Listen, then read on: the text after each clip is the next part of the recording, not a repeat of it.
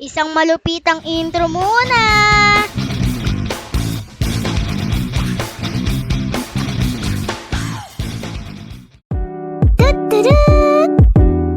Another day, another vlog. It's me, Liret.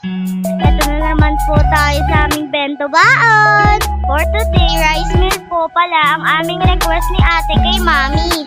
Nagmold po si mami ng rice na flower design at naghiwa ng luncheon meat. Gamit ang flower design at yung cute na maliliit meat para hindi kami mabitin sa ulam.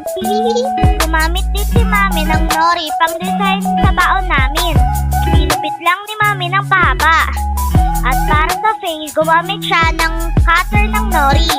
Dinagdagan na din ni mami ng cheese na flower design. Naputol ba nga? O diba, ang cute ng design? Ang kasama po pala sa baon namin ay mango at grapes for fruit at itlog ng pugo. For dessert naman, mallows and gummies.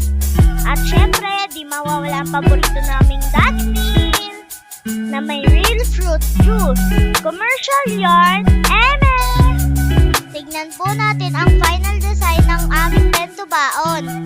Salamat sa panonood mga beshi. Follow for more. Bye-bye!